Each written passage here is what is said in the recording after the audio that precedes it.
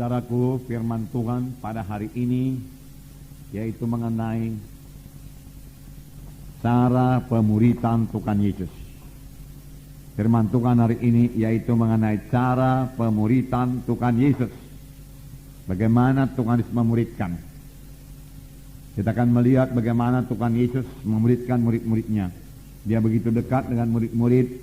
Dia banyak bersama-sama dengan murid-murid. Dan dia mengerjakan pelayanan, kemudian dia menerangkan apa yang dia kerjakan tersebut kepada murid-muridnya. Memang pemberitaan Injil kita itu harus dengan kuasa dan tanda ajaib, tetapi juga, saudaraku, Tuhan Yesus menyuruh kita untuk menjadikan sekalian bangsa muridnya. Sekalian bangsa muridnya. Tentunya kita mulai daripada bangsa kita lebih dahulu, bangsa Indonesia ini. Kita Injil dan kemudian kita muridkan. Itu adalah kehendak Tuhan. Nah, saudara, kita mengetahui bahwa orang Kristen yang mula-mula disebut Kristen ialah anak-anak Tuhan ataupun murid-murid Tuhan di Antioquia.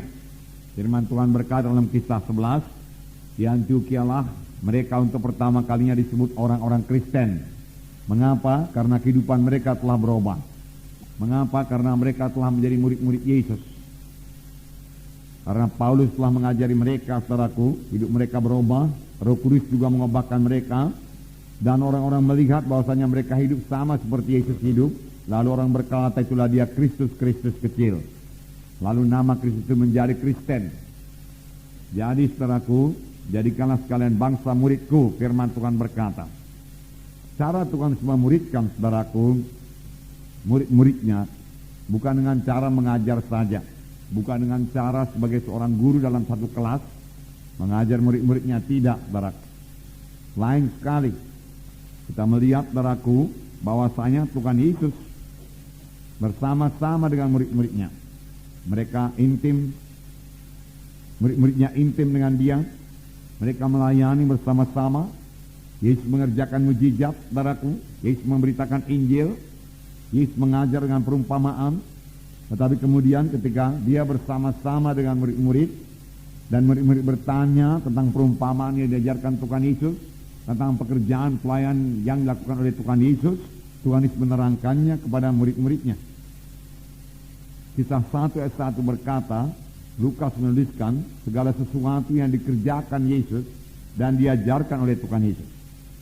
Segala sesuatu yang dikerjakan oleh Tuhan Yesus dan diajarkan oleh Tuhan Yesus. Itulah isinya saudaraku Kisah Rasul. Itulah segala sesuatu yang dikerjakan Yesus dan juga saudaraku diajarkan oleh Tuhan Yesus. Murid-murid yang dipilih oleh Tuhan Yesus, saudaraku, bukanlah orang-orang yang terkemuka, terpelajar, saudara, tetapi orang-orang biasa saja. Tetapi mereka berubah. Dan saudaraku, pemberitaan mereka sangat berhasil dan sangat berkuasa. Pelayanan mereka sangat berhasil dan sangat berkuasa. Dalam Kisah 4 ayat 13 dikatakan bahwasanya murid-murid Tuhan Yesus telah berubah. Pada ayat 13 saya membacakan kepada saudara. Ketika sidang itu melihat keberanian Petrus dan Yohanes dan mengetahui bahwa keduanya orang biasa yang tidak terpelajar, heranlah mereka dan mereka mengenal keduanya sebagai pengikut Kristus. Jadi mereka telah banyak berubah. Petrus berubah, orang biasa yang tidak terpelajar, kemudian dia mengajar dengan sangat berkuasa dalam urapan Tuhan, dan dia memberikan satu pernyataan yang luar biasa. Keselamatan tidak ada di dalam seorang pun, karena di bawah kolong langit ini tidak ada nama lain yang dikaruniakan kepada manusia yang dalamnya manusia itu boleh selamat. Dan ketika sidang itu melihat keberanian Petrus dan Yohanes dan mengetahui bahwa keduanya orang biasa yang tidak terpelajar, heranlah mereka itu. Dan mereka mengetahui bahwasanya Petrus dan Yohanes adalah murid-murid Yesus, pengikut Yesus, saudara. Jadi berubah. Saudara, biarlah kita berhasil dalam memuridkan. Murid-murid juga pada mulanya banyak sekali kekurangan. Murid-murid lupa kepada firman Tuhan. Murid-murid lupa kepada mujizat Tuhan, saudara. Tetapi akhirnya murid-murid berubah juga. Tentunya perubahan yang ajaib sekali terjadi sudah murid-murid ini, saudaraku, diajari oleh Tuhan Yesus dan kemudian dipenuhkan dengan Roh Kudus. Nah, Dalam Markus pasal 8, mari kita baca lebih dahulu, ayat 1-10, mari kita baca bersama-sama. Markus pasal 8, ayat 1-10, sama-sama. Pada waktu itu ada pula orang banyak di situ yang besar jumlahnya, dan karena mereka tidak mempunyai makanan, Yesus memanggil murid-muridnya dan berkata, hatiku tergerak oleh belas kasihan kepada orang banyak ini. Sudah 3 hari mereka mengikuti aku, dan mereka tidak mempunyai makanan. Dan jika mereka kusuruh pulang ke rumahnya dengan lapar, maka mereka akan rebah di jalan, sebab ada yang datang dari jauh. Murid-muridnya menjawab, bagaimanakah di tempat yang sunyi ini orang dapat memberi roti sampai kenyang? Yesus bertanya kepada mereka, berapa roti ada padamu? Jawab mereka, 7. Lalu ia menyuruh orang banyak itu duduk di tanah. Sesudah itu ia mengambil ke-7 roti itu, mengucap syukur, memecah-mecahkannya dan memberikannya kepada murid-muridnya untuk dibagi-bagikan. Dan mereka memberikannya kepada orang banyak. Mereka juga mempunyai beberapa ikan, dan sesudah mengucap berkat atasnya, ia menyuruh supaya ikan itu juga dibagi-bagikan.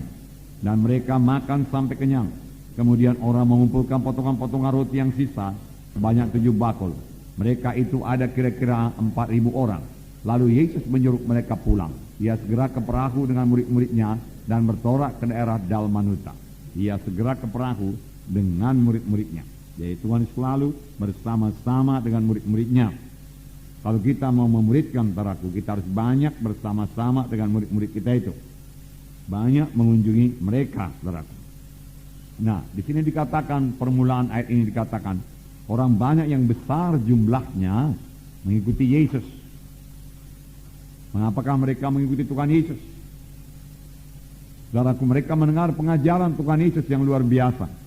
Firman Tuhan berkata, pengajaran Tuhan selain daripada pengajaran ahli Taurat dan orang-orang Farisi. Mengapa? Karena Tuhan mengajar seperti orang yang berkuasa. Karena Tuhan mengajar dengan kuasa. Dari manakah datangnya kuasa Tuhan Yesus? Lukas 4 berkata, roh Tuhan ada padaku, ia mengurapi aku untuk memberitakan kabar baik kepada orang miskin, pembebasan pada orang tertawan, pelepasan pada orang terikat. Ya. Dan memberitakan tahu rahmat Tuhan telah datang. Jadi dengan apakah Tuhan melayani, saudaraku? Dengan urapan Roh Kudus. Roh Kudus yang sama mengurapi kita sekarang. Amin, saudara. Jadi kita bisa melayani dengan urapan Roh Kudus. Saudaraku, mohonlah urapan Roh Kudus dalam pelayanan saudara. Dengan urapan Roh Kudus, saudaraku, firman Tuhan menjadi berkuasa. Karena firman Tuhan berkata, huruf itu mematikan, tapi roh itu yang menghidupkan. Tanpa urapan Roh Kudus, firman Tuhan yang kita bawa beritakan mati saja. Sesuatu yang mati tidak akan bawa kehidupan. Tetapi firman Tuhan yang hidup dan berkuasa karena urapan Roh Kudus, saudaraku, akan membawa jiwa-jiwa kepada keselamatan. Jadi pemberitaan kita, saudara, harus disertai dengan urapan Roh Kudus.